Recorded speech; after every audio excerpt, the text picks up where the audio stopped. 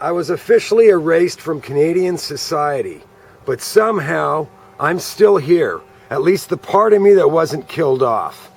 People know to avoid me. Canadians have a special knack for maneuvering around controversy. Kevin Annett, June 2013.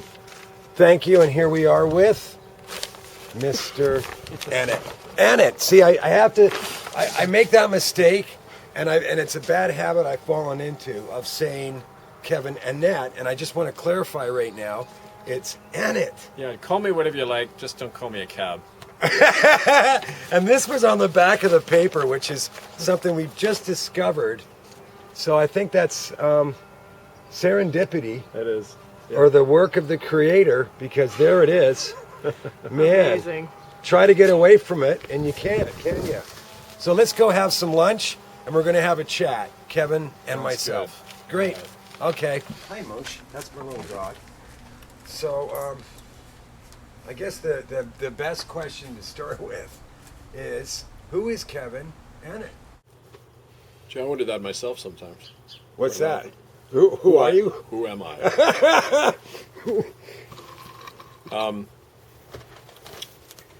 I don't want to give you a lot of biography, because people know that already. Yeah, I know. That's what I'm trying to stay away from with I can this. tell you who I feel like right now. Okay. I don't want to sound corny, but I feel more like who I'm meant to be all the time. And I don't know. Keep asking. I can't. It's hard. It's kind of like giving a sermon. Like, it's interactive. It's a Barbara Walters question, isn't it? Yeah. Who is Kevin Annett? Yeah. Now, when you were a kid, were you a smart kid? In some things. I loved history and geography and English. You know, I excel in that. I never did well in things I didn't like. I flunked French. I flunked math. I was terrible, really, in the sciences. Although, you know, school is so ridiculous. I know, but we know. Yeah. I've just realized that recently. Just that whole school system. What's his name? John. There's just so much information now about the socializing of school, and well, it's putting kids in that structure, making little machines out of them at that early age. And that's something I always rebelled against. I didn't. In high school, I got involved. I went to school. Let me back up. As a teenager, I moved out to Winnipeg, from Winnipeg to Vancouver. So I arrived in Vancouver age 12, 1968. I did all my high schooling out at University of British Columbia, a school called University Hill. As a matter of fact, Gordon Campbell, the Premier of British Columbia, was 4 years ahead of me. And his mom was the school secretary. That's my big claim to high school fame here. Although it's nothing I like to boast about. You guys are just diametrically opposed now as far as who you became. But anyway, at U Hill, we had this alternative system that came in when I was in grade 10. So it was pretty much a free school. And I could structure, we could structure things however we liked. So I loved that. And I was always out at the school building, like making films. You could get credit for shooting a video film, Back then? Oh yeah, this is mid-70s. Wow. Early to mid-70s. Because we're similar in age, right? Yeah. Yeah, none of that was available to me. Yeah. Oh. Well. Was it a rich school that you went to? Oh yeah. The kids of profs and business people and that. Was your dad wealthy? No. Dad, well, he was a stockbroker for a while, but he did a lot of different jobs. He drove a cab, for part of the time, and he was a writer. He really is a writer. That's where I get it from, the Annett side. We're a long line of writers. Now, how far were you from Kitsilano? And shit disturbers. What? Oh, yeah, me too. I guess it's in our DNA. Now, why would you, were your family very religious? No, I was the first minister in family memory. We were religious dissidents. We were Huguenots who fled France. So I often say to people, this is personal between me and the Vatican, because they've been killing my ancestors for 400 years. Right? Well, what's a Huguenot? French Protestant. Wow. There was about 1 million of them. They were driven out of France, those that weren't burned at the stake. And a lot of them came to Annett, to England, Holland, other areas. Like the name Annett, sounds kind of French. Annett, people often say. Anybody with a French-sounding name is probably Huguenot origin. That fled. Huh. So anyway, that's my background, but family history. little bit of it, but no, I was the first. People were very shocked when I said I wanted to become a minister because I had trained at university. I got my degrees in anthropology and political science, and I was ready to get my doctoral degree and teach poli-sci, right? And then I decided, for some reason, strange reason, I just decided to go into the ministry, United Church. Do you remember what motivated that turn? Yeah, I saw this burning bush one day, and a voice spoke out of it. And it said, Kevin, I want you to confront the corruption and all those murdered children killed by your church, and I want you to bring down that guy in Rome, right? That's your purpose. And then the clouds closed, and I knew what I had to do. It's just so strange that you chose that. No, actually, to tell you the truth, it happened at a low point in my life. And I felt I was kind of at a dead end. I knew that if I just go and teach somewhere, it's not going to mean anything to me if I just teach, right? But I had to do something more, and I couldn't put a name on that. I just felt I had to, and I thought, well, if I'm doing the ministry, then it gives you a chance to work with people. Stop it, Moose. Sorry.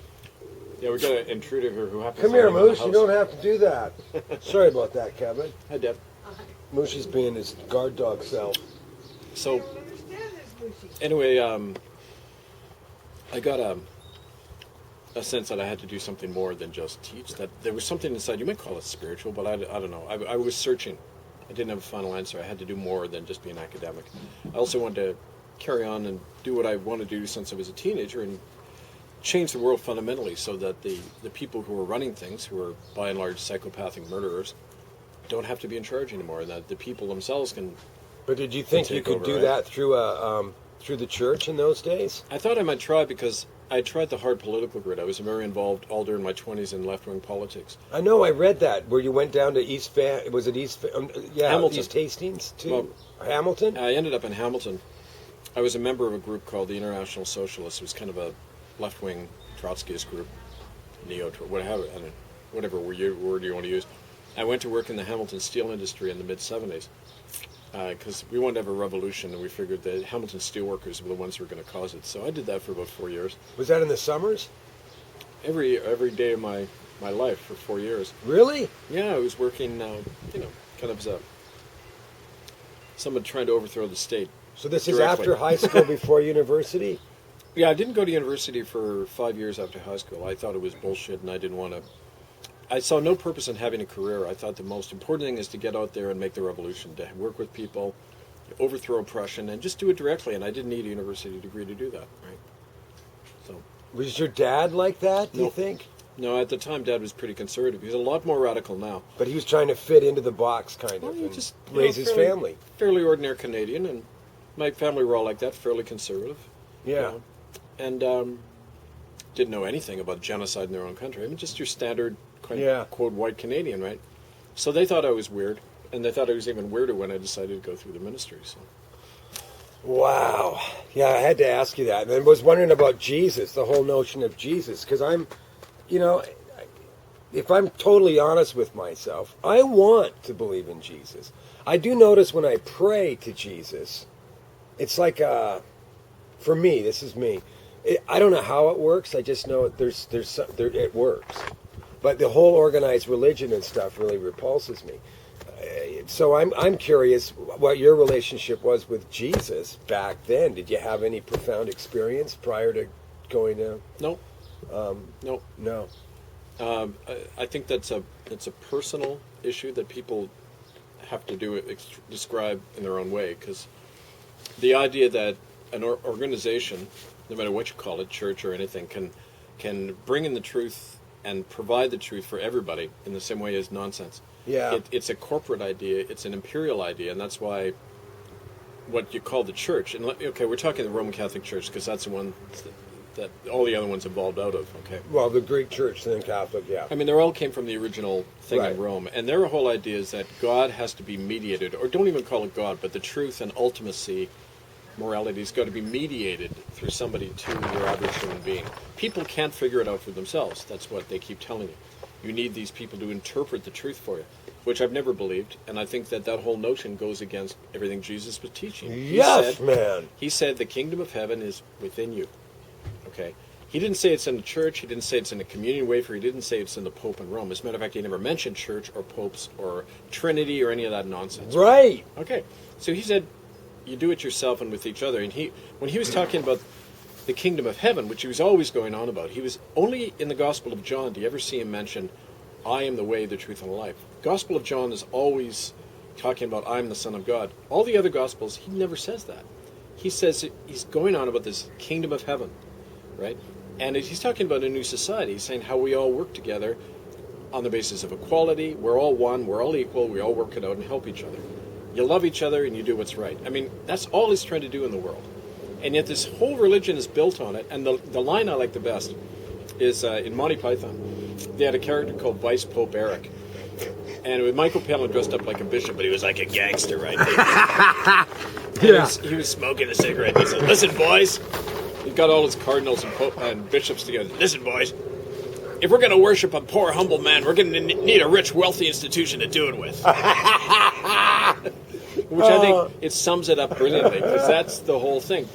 These guys have nothing to do with Jesus Christ. They're, if anything, a replica of the Roman Empire, and we all know that. You know? I absolutely believe that it's all our own. It's our personal journey also on how on spiritually what works. It's like anything else, really. Mm-hmm. I think there are some fundamentally, truths, like universal truths. I sometimes wonder if Jesus wasn't just trying to guide us towards those universal truths. He was one of the people. I don't think, this notion that he was the Son of God, that's not even what the translation says. It always talks about the Son of Man, which just means an ordinary person.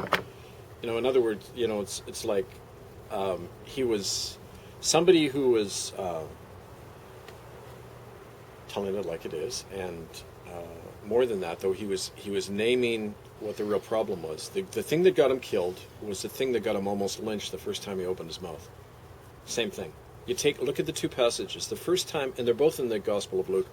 The first time he gets up in the Nazareth synagogue where he grew up, he recites from Isaiah. He says, the Spirit of God is on me, for I've come to bring good news to the poor, to set the captives free, to open the prisons, to break the chains of oppression, to bring sight to the blind, and to bring in the year of judgment. And that meant equality. He said, the revolution's arrived, folks. Here I am. We're going to do it now. They almost killed him.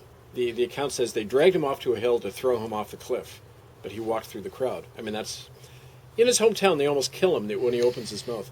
Final scene, he goes into the temple. We all know the cleansing the temple scene, right? He trashes the money changers out of the temple in Jerusalem, and they crucify him for it. And so, each time, what's he doing? He's confronting organized religion and hypocrisy and the power of the state and church together, which is what the temple was, right? So he does that, and they kill him for it. And that's exactly what they do to any of us. Well, it's what they're doing now. Exactly. Right. Brings me to the next question. Oh, here comes our coffee. Oh, it's a lovely, lovely job you've done there, miss. I'm sorry, what is your name? Our lovely assistant, who will not be filmed. I'm craft services. Okay. Come on, Luke. So, I guess the next question, I have to ask this just before I forget. Were you feeling like this when you started, when you were ordained a minister? Were you feeling like this about Christ as well? Yeah, I've never really changed the attitude. I wasn't there to preach and convert people to anything. It's kind of like when my daughters were born. I have three daughters now, actually. But my two biological daughters, Claire and Eleanor, when I was there at their birth, and I helped bring Eleanor into the world, I helped deliver her, which is amazing. But that's why I think priests and popes should have their own kids. Me too. Because once they have their own child, they'll get rid of this doctrine of original sin, which is bullshit. Yeah, me too. That how can a child said to have sin in them when they're born? It's nonsense. But I know. Anyway, when now I forgot what I was saying. Oh, but the children. When you have your own child, you recognize that they are teaching you. You're not teaching them anything. You're looking at the universe through their eyes. Yeah. Creation. That's how I saw it. I saw every person and moment as that. I was there to learn. And also, I thought the church might be a place, I guess similarly to the liberation theologians in Latin America, who I had worked a little bit with. I'd gone to Mexico before in the 80s when I was training for the ministry and being really influenced there by a number of defrocked Catholic priests who were working with the peasants, who were saying, to hell with the church, let's create the kingdom of heaven here now. Wow. And what happened to their movement? Is it one still of them, going? Well, one of them got killed and others disappeared. I mean, it's what happens, right? But the thing is, I thought, we need that here in Canada. So I thought, my church might be a place where I could do that. So in Port Alberni, when all this stuff opened up and blew up, that's what I did. I got there, I found 10 people in the pews, and I said, okay, you want me to build a church? Because that's what they hired me for. They knew they were dying. They hired me unanimously to bring in new blood, as they called it. So I opened the doors. I opened a food bank. We went from 10 to about 80 people in 6 months. We had it filled, and we began. I said, here's where we can bring Aboriginals and whites, poor and rich, together, become one body. That's what it says. That's what the revolution in the gospel is. You create that equality and justice right here. Because I'm getting it, and I'm glad I asked you Yeah. that. Because I'm getting why you chose to follow that path. But at the same time, yeah, I get it. I mean, I wanted to clarify that just for myself. I guess that's why I wanted to do this interview so much. Well, yeah. So I guess now I'm assuming that most people that are watching this know what Kevin has exposed. Do you have a hyphenated version of it? No. Okay. There's no short version, and that's why I know. people come to me and say, well, like, tell me what you're about. I said, no, I can't. You're going to have to read the material, take hours, and go through it. We're not a 3-second soundbite here. Yeah. There's a whole history and knowledge you need to take in before you can even begin to understand any of this. So, itccs.org. hiddennolonger.com. And there's a lot of information there, a lot, and it's it's just absolutely amazing. It's amazing how the courage that you had getting that out there. And so I guess that could bring me to the next question. Do you see yourself as being courageous and fearless? And Sometimes. Other times it's scared as hell, but it's not so much fear or lack of it, is what do you do with it? It's like, you're compelled to tell the truth no matter what, right? well, I couldn't live with myself, and that's why I find it really hard when people say they don't understand that, because I'm confronted with the fact that my church, at the time, the United Church, just like the Catholics and Anglicans, that they've got blood on their hands, that they caused the death of children, they covered it up, they let it go on decade after decade, and the fact that they did that tells me, well, how the hell could they claim to be anything to do with Christ, or even simple morality or legality, when they allow that shit to go on after I know. a decade? And so for them, that is reason enough to leave the church right there. Boom, they're phonies, okay? But for those who feel that they have to masochistically stay in those organizations, you say, well, what are you achieving by that? Why do people go to church? It's because they feel that they're going to be in trouble if they don't, that they might go to hell, that it's the only place they can go to feel good. What about the ritual of it? Is that what attracts people as well? No, I find, by and large, it's a social club. That with Catholics, maybe the ritual, because they've come to equate the ritual with salvation. Well, Greeks are very ritual oriented too, right? They're looking at the box and not what's in it. They're not. It's about spirit, which cannot be put in a box or a church or a dogma, right? And I think that you'll maybe agree with me, maybe not, but I spent some time on a Greek Orthodox monastery at a time in my life when I was willing to go to a Buddhist. I didn't care what monastery. I just wanted to get to a monastery. I love some of those monks. To say they're great because they're Greek Orthodox, I think they were just great guys. Exactly. And what you call it. And so I'm not going to poison them with what I feel. Because they wanted me to get baptized, and I couldn't do it at the exclusion of all the other faiths. And there's a part of me also, maybe you agree with the whole notion of, Jesus on the cross. I mean, eating his body, the sacraments. I mean, drinking his blood. I mean, it's very ritualistic, but it just seems odd to me. Well, it's not just odd. That whole thing is about, I believe, a means of traumatizing people. I mean, look around you right here. This is all the baptism you need. This is the body of Christ in nature, in each one of us. We're given this priceless gift, free, right? That's how the love of the universe is shown to us, right? the fact that you have to create this whole thing that he died for you and you have to eat of his flesh and go through his sacrifice, otherwise you're damned. I mean, it's twisted. It has really nothing to do with what he was actually But see, if saying. we say this, then, and you're that's maybe where you're compelled to tell the truth no matter what. Yeah. I'm just imagining people watching this going, "Oh my God, what is he saying?" Like a Catholic that goes and takes communion or whatever. I'm And not it's like- attacking people's belief. I'm just saying your belief is one thing, but there's a knowing we all have that's a common line behind everything or beneath everything. There's a common denominator that unites us all. That's our humanity. And it doesn't matter what you call yourself. That's, you could call it the natural law, right? But you guide yourself according to the natural law, and you can't do any wrong. Because the natural law is simple. It's you treat each other humanely. You love one another.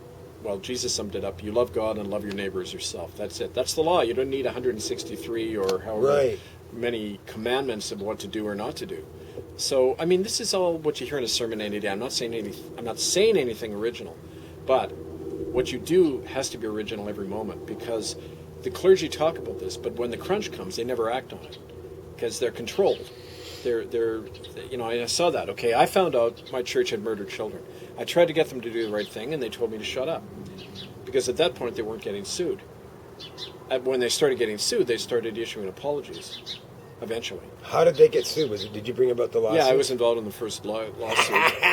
That's our Kevin. Yeah. That was in 1995. It started the year I got fired. No coincidence there. The ship was coming down, and they knew they had to get rid of me and the people I was working with, so they did everything possible to crush us out of existence. That didn't work. In 1998, the lawsuit of residential school survivors in Port Alberni, brought against the United Church and the federal government. It was called the Brenner decision, and it said, yes, the United Church and the government are guilty of all these crimes. How come no United Church official has ever gone to jail then? There wasn't a deal worked out, was there? Oh God, yeah. It reminds me about what you mentioned the other night. Also was about there's an official apology. 2000 that you pushed for, almost single-handedly, and then they get an apology. I mean, it's just so insane. okay, There's an apology, but no one goes to jail. No one's prosecuted. Nothing ever. It's like we're going to apologize and then fuck off, go away. There's a crime with no criminals. It's the churches were told, you can hold on to all your documents. You don't have to show us anything you don't want. We're not going to subpoena you. But we call that healing. I mean, it's kind of like, imagine if I was a serial killer. I killed 5 kids, hid their bodies, and then I didn't have to do any jail time because I went to the relatives and said, I'm sorry, here's some money. Well, these churches have killed 50,000 or more children, not 5. And they've gotten away with that. So go tell me how that works. How many children do you think have been killed? How many Aboriginal children in residential schools? It was at total? least 50 to 100,000. Government's statistics show half of them never came back. 250,000 attended over a century. Do the math. God. I know. And what was it, tuberculosis as well? They take the healthy, Stick them in with the sick, lock the doors, half of them are dead. I mean, you depopulate the land that way. Well, what kind of psychopath? How could a psychopath? I mean, what kind of psychopath is capable of doing that? Do they get their orders from up above in the hierarchy of the church, and then they go ahead and I'm just doing my job? You'd be surprised what your average person will do for a job. Maybe it won't be. No, I'm actually I'm ashamed of the human condition today, because I'm ashamed that 1 + 1 = 2 when things are so blatantly obvious. And what you're talking about, I'm talking about, and also that's to be inclusive of. I want to be inclusive of like ritual abuse. I want to be inclusive of Agenda 21. I mean, chemtrails, most certainly, but it's on such an epic level right now. I'll give you an example of how it happens. A woman called Marion McFarlane came to a forum we did in Vancouver in February 1998, and she got up. She was a white woman. The place was filled with Aboriginal people, and we had sponsored, by we I mean the handful of us who were working on this back then, before the government came in and co-opted a lot of it. And there were about 300 people in this Simon Fraser Harbour Centre hall, in downtown Vancouver. And this white woman gets up and said, I worked in a residential school. And people are shocked. They said, whoa, a white woman here. And some of the survivors started getting really angry, but we let her speak, right? She said, one day, I worked there only for a year. I couldn't tolerate it. She worked at the United Church School in Port Alberni, where I'd been. She worked there in the early 1960s. She said she came across a matron beating a little girl to death with a piano leg. The blood was flying. She was going to kill this girl. So Marion grabs this woman and belts her, knocks her cold to defend the little girl. John Andrews, the principal, calls her in front of him and fires Marion for hitting that woman. And she said, what do you mean? She was beating that girl to death. Andrews says, anything that happened to that little squaw would have been preferable to losing her because she plays the organ in church on Sunday. The woman who is beating the girl to death. Now, it shows you not only where the kids rank in the hierarchy, but the humanitarian people get forced out of the system, and who's left? The ones who are willing to beat a kid to death. The sociopaths. They help one another. They protect each other. The law protects them. Everybody has a vested interest in hiding the truth. That's how any corporate system operates. It's how the church still operates. I just want to know why our human condition is like that. And I'm talking, this is just absolutely atrocious what you've exposed. And then your interview with Toos, I encourage people to look at that too, when you were in Holland. Just a lot of the stuff that you've uncovered is just amazing. And I'm always surprised that, oh, well, Kevin, who is this Kevin Annett? And I'm like, how do I just say he's telling the truth. I mean, how much money have you made from all these things you've exposed? Like, what type of opulence are you living right now? Working with all these homeless people? Yeah. I lost my job in 95. I was blacklisted. I haven't had any full-time income since 95, so what's that, 18 years? I get donations. I live from what the community gives me. And how much, like, what kind of crazy donations are we talking about? Well, it varies, now and then, like especially when people hear that I'm traveling. Right. Travel money will come through, and I rarely ask for it. Sometimes we put out appeals, but it never comes very often, partly because of the whole smear and misinformation campaign that's generated by the government. It started in the summer of 1998. We have proof about that. But anyway, somebody will come across with 1,000 or 2 to get me to Europe and back, and I go live hand to mouth. But that's okay. That's how you're meant to live when you're doing the right thing, because you don't store up wealth for this stuff. It's given to you to keep you honest. It's given to you when you're meant to do it, right? And how much organic food can you buy? Because we can't buy hardly any. I know. Our friend likes to eat organic, and it's like, we're leaving hand to mouth as well. I sell a painting or whatever, then I can eat for a bit. Well, exactly. But, and I don't think I want to live a martyr's life or anything like that. But I think that it's just, I admire you so much, man, and I just think, don't say that too loudly, or you'll get targeted. And I'm already targeted, anyway, so it doesn't matter. As a matter of fact, I don't care anymore. But don't worry about it. The funny thing is that to me, it's you've been operating. Objectively looking at you, I see you as someone with integrity, but really just a guy who's just done the right thing. It's really not, people call it extraordinary and stuff. Well, you've been really like a dog with a bone with it. That's extraordinary. But aside from that, to me, you represent a man who's just a guy who came across some things, and you did the right thing. What frightens me and worries me more, and I've experienced it also in my world, is people's apathy, man, and how people can justify going along with the flow. Are we as humans such social animals that we're so afraid of stepping outside of the herd? Well, I think it's more than that. I think when you say, I was just this ordinary guy, I definitely started that way, but I got changed in the process. And to tell you the truth, it's always the hardest part to talk about, our losses, right? But it's after I lost my family, lost my kids, because the church, as people probably know, helped get my daughters taken from me by intervening in my lawsuit, in the family court lawsuit that my wife brought against me. After I was fired, because they went to her and said, hey, we'll help you if you leave this guy. And that came out in the court. Why did she go along with that, I wonder? Her own issues. She didn't want to have to go through a lot of the uncertainty, I guess. of living with a blacklisted minister. Does she ever talk to you anymore? Not really, but No. but I had I tried to keep it amiable for the sake of my daughters all the time.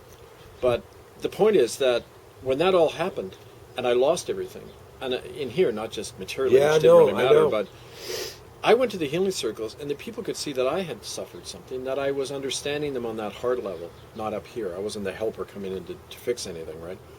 And they opened up to me on that basis. That's how this whole thing started, because I came to them as somebody who was also hurt and wounded and suffering and dying. And that, frankly, that part of me did die. I look at the way I was back then, and I'm not the same man now. I've grown stronger and I think better for having gone through all this. So we change all the time. We evolve all the time. Yeah. And so, yeah, to say, at the time, I was just one minister working on this stuff to try to do what's right, because I didn't want to let them win. I didn't want the lies to win again. They were trying to make me seem like I was crazy. They do things to get people to kill themselves, to be driven crazy, and then they can say, "You see, he was crazy." Right? Yeah, I know. Everything is designed to do that. I know, as man. Any I know. whistleblower knows. Oh boy. What would you say is your greatest accomplishment? Having survived. You hear that, Mushi? But rocking Rome, getting a pope to resign, I had a role in it. I don't want to claim credit for the whole thing. Opening up the real history of Canada, saving the lives of thousands of people, born and not yet born, who are not going to suffer as much because of the work we brought out. I mean, it's great to know that you've saved a life, and many lives, and this work has done that. So I'm happy. I could die now very happy because of what I've done. You're not going anywhere, though. You never know. You never know, but I don't think so, because you've mentioned before also, like, there is a certain protection. There's people around you that have been murdered, and yet you're still here. Yeah. So there's something that wants you to keep doing what There you're is, doing. yeah. I feel that all the time. And people say, how come he's still alive? Well, I think it's proof that if you stand in the truth, that in itself provides you that protection. Yeah. And there's a lot of people in the system who are sympathetic. Who are Yeah, secretly because on they side probably with us. wish they could come out and speak I've out had about what cops, they've experienced. I've had politicians, cops, even members of the clergy come to me and say, we're behind you, would like to help, but I don't want to lose my pension. Oh, my life's being God. threatened. Everything. Okay, so they can't, but they provide a little bit of help, a little bit of information, a little bit of protection, and it keeps going. Right? I mean, it's the point is we're all doing this, and the thing that I can't tolerate is people who sit back and say, you're doing it for me. Maybe it's that kind of thing we've had drilled into us, Christ died for our sins, the hero will die for us to save humanity. You get that in movies all the time. Well, it's crap. I mean, we are our own hero, and you all have to kind of waken up to that fact. Yeah.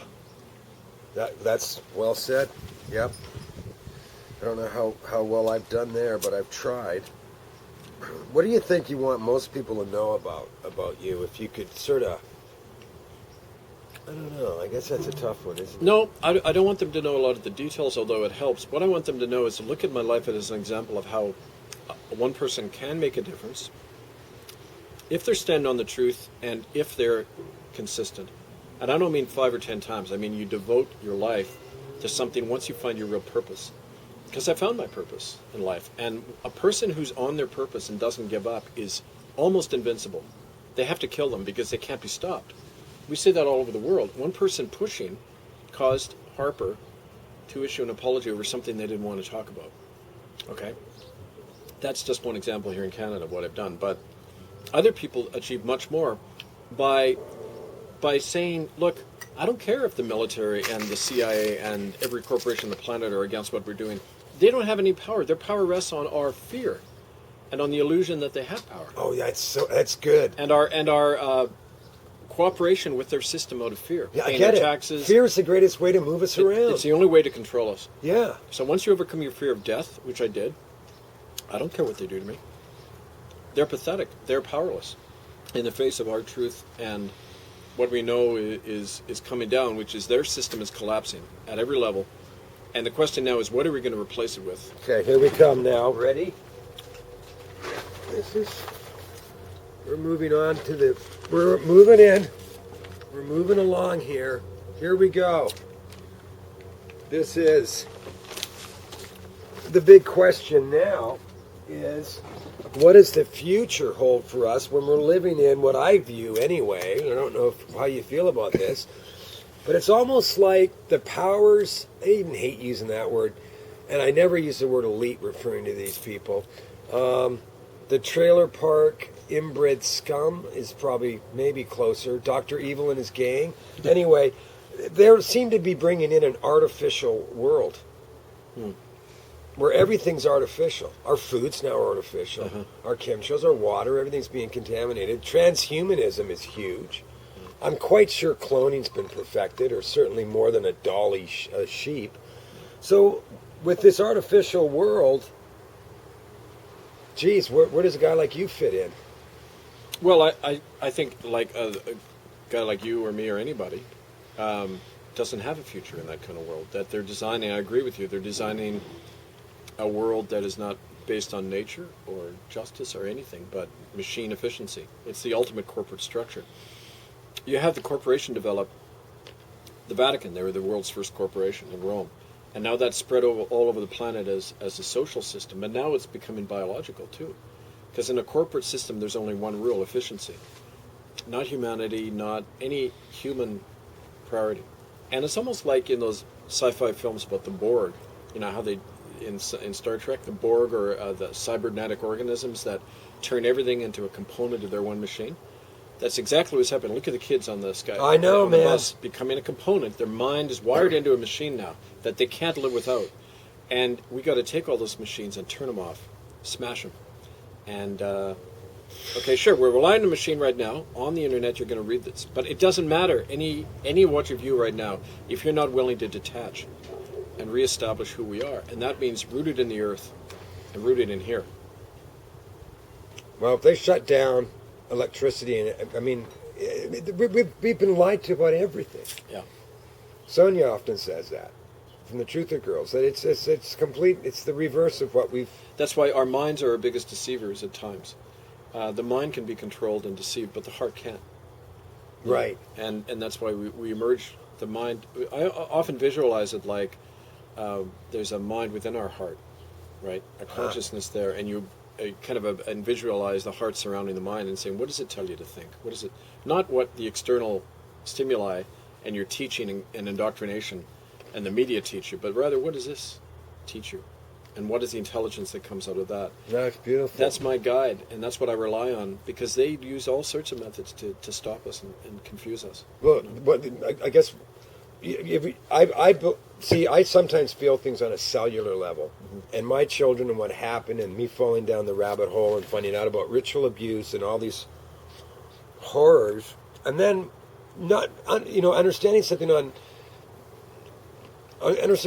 and maybe some people have gone through that with some of the information you put forth. It's like you understand it intellectually, and people can sit there and read about the horrors of residential schooling, and yet they don't get up out of their chair, or they don't get up from behind their computer, but they'll read about it, and they'll feel a tinge, and I'm not trying to insult the audience, but you'll feel a tinge of, gee, that's too bad. And then you're right on to the next, video from so-and-so or whatever. And it's like, we almost need to slow stuff down, or at least try to access a part of us that can start feeling things on a cellular level.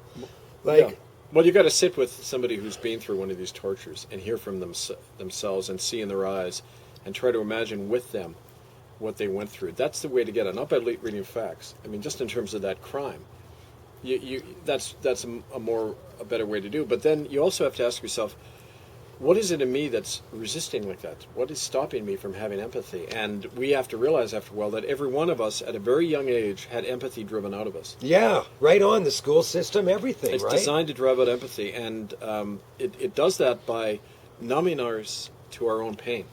Because every one of us was raised in a way where our original self was violated and twisted in some way. Okay? Like, even if you weren't battered physically or sexually or anything as a kid, the minute you have a thought, they say, nope, don't think that, think this. Don't feel that. And the most common one is to believe in lies. Because a kid knows the difference between truth and a lie. And they say, like, Mommy, why doesn't Dad have a job? Don't tell people that. It'll make me look bad. Okay, so lie about what your father does or doesn't do. You're taught to lie at every level of society. And so when you're trained to do that, you become numb to what was done to you, which was we were all violated. Do you think that's all intentional? Yes, because that's the best way to control a population, to traumatize them as a child. Right. That's why Catholic priests are supposed to protect one another when they rape children. That's written in stone in that law, Crimen Sollicitanis. A child is raped in a Catholic church, they're protected and the police are never told. How could society allow that to function unless they were in support of that? That's why the church has never been shut down or gone to jail for any of that, because it reflects the way our society is. It rests on child torture, because child torture is the basis of all elite rule. Yeah. And the image of Jesus hanging on the cross, what do we get from day one? God gave up his son to be tortured and killed for us. Child abuse, ritual child torture depicted as the will of God, okay? I mean, it's all pretty clear when you see the pattern. And the pattern is elites can only control a majority if they are subservient in their own minds and hearts. And you get that if you've been battered at a young enough age. It's Do you that believe simple. do you believe in generational ritual abuse? It's all that intergenerational. these people have done. Yeah. Well, the overt kind, like satanic ritual torture and that's just a more extreme version of what I'm talking about. It happens, the school system is the intergenerational. No, yeah, you're right. I know what you mean. There's varying family degrees, but system. it's the same. It's the Yeah. same thing. Yeah. I often use the politicians. Would you want to have a friend that makes you all these promises and constantly doesn't fulfill their end of the bargain and is always letting you down and basically hurting you? Yeah.